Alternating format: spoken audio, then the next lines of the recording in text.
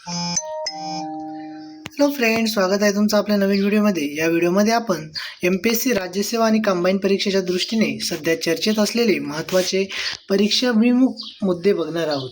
तर बघा, साऊथ पार्स गॅस क्षेत्र, तर याच्यामध्ये इराण आणि इस्रायल यांच्या वारमुळे आपल्या गॅसची टंचाई निर्माण झाली होती। त्या दृष्टीने हा प्रश्न महत्त्वाचा आहे। साऊथ पार्स गॅस क्षेत्र हे क्षेत्र कुठे आहे बघा, हे पर्शियन आखातात स्थित जगातील सर्वात मोठे नैसर्गिक वायूचे क्षेत्र आहे।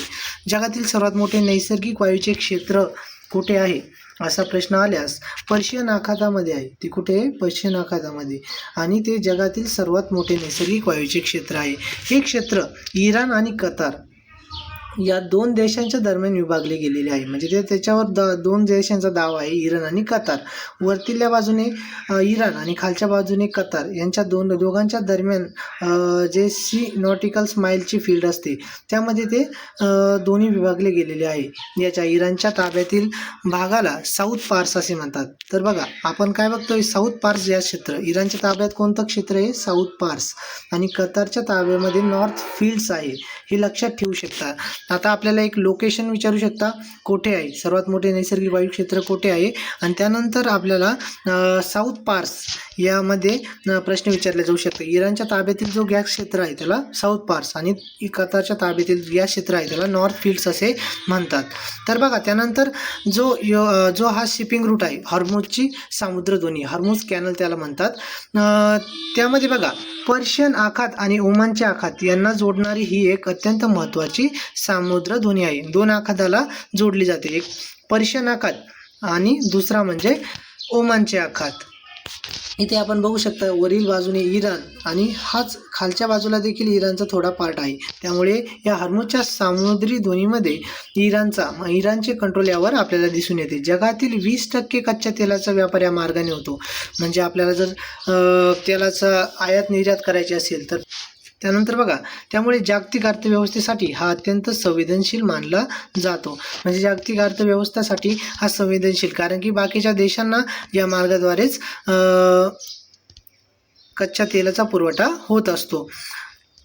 त्यानंतर बघा, IRGC Islamic revolutionary guard Corp, तर ही इराणची सशस्त्र दलाची एक मुख्य शाखा आहे। तिची स्थापना 1979 इस्लामिक क्रांतीनंतर झाली। इराणच्या राजकीय आणि लष्करी व्यवस्थेमध्ये ही सर्वात शक्तिशाली संस्था मानली जाते। म्हणजे आता इस्लामिक रिव्होल्युशनरी म्हणजे आता कसं, इराण आणि इस्रायलचे युद्ध चालू होते, त्यानुसार ही एक संघटना आपल्याला लक्षात ठेवणे गरजेचे आहे। ही कोणती संघटना आहे? इराणच्या सशस्त्र दलाची मुख्य शाखा आहे, आणि स्थापना 1979 इस्लामिक क्रांतीनंतर झाली। एवढं तुम्ही लक्षात ठेवू शकता। रास लाफान इंडस्ट्रियल सिटी कतारमध्ये स्थित असून जगातील सर्वात मोठे लिक्विफाईड नॅचरल गॅस, आता सगळीकडे गॅसचा तुटवडा आहे, त्यामुळे याच्यावर प्रश्न येणे अपेक्षित आहे। रास लाफान इंडस्ट्रियल सिटी ही कुठे आहे? कतार या देशामध्ये स्थित असून जगातील सर्वात मोठे लिक्विफाईड नॅचरल गॅस निर्यातक केंद्र आहे। त्यानंतर बघा, आता काही प्रमुख लष्करी मोहिमा आणि घटना कालरेषा, आपल्याला बऱ्याच वेळेस ऑपरेशन्सवर प्रश्न विचारले जातात, त्यानुसार त्या घटना आणि त्यांच्या कालरेषा आपल्याला लक्षात ठेवणे गरजेचे आहे। तर एप्रिल 2024 मध्ये ऑपरेशन टू प्रॉमिस 1, इराणने इस्रायलवर जो थेट क्षेपणास्त्र हल्ला केला होता त्याला नाव काय होतं? Operation true promise 1।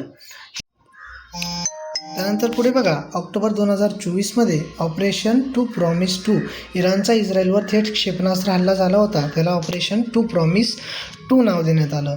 त्यानंतर 28 फेब्रुवारी 2026 रोजी काय झालं की ऑपरेशन एपिक फ्युरी, अमेरिका आणि इस्रायलने इराणवर जो अचानक लष्करी कारवाई किंवा हल्ला केला त्याला नाव काय देण्यात आले? Operation epic fury. हवाई हल्ल्यामध्ये इराणचे तत्कालीन सर्वोच्च नेते खामिनेई आणि अनेक वरिष्ठ नेते मारले गेले। त्यानंतर पुढे बघा, ऑपरेशन टू प्रॉमिस 4, IRGC आणि इराण लष्कर यांनी प्रत्युत्तर देत 28 फेब्रुवारी रोजी अमेरिका इस्रायलच्या आघाडीने इराणवर केलेल्या आक्रमणाला प्रत्युत्तर म्हणून एक मोहीम राबवण्यात आलेली आहे। आता याच्यावर काय बघा, प्रश्न येऊ शकतात। जगातील सर्वात मोठे नैसर्गिक वायू क्षेत्र असलेले साऊथ पार्स नॉर्थ फील्ड हे प्रामुख्याने कोणत्या देशादरम्यान आहे? तर बघा, आपण बघितलं होतं की इराण आणि कतार या देशादरम्यान ते स्थित आहेत. त्यानंतर पुढचा प्रश्न बघा. मार्च 2026मध्ये इराणने क्षेपणास्त्र हल्ला केलेले रास लाफान इंडस्ट्रियल सिटी हे जगातील सर्वात मोठे लिक्विफाईड फॅसिलिटी कोणत्या देशात स्थित आहे? तर बघा कतारमध्ये हे स्थित आहे. परीक्षेच्या दृष्टीने हे मुद्दे गरजेचे आहे आणि याच्यावर प्रश्न येणे 100% पॉसिबल आहे. त्यामुळे तुम्ही हे लक्षात ठेवू शकता.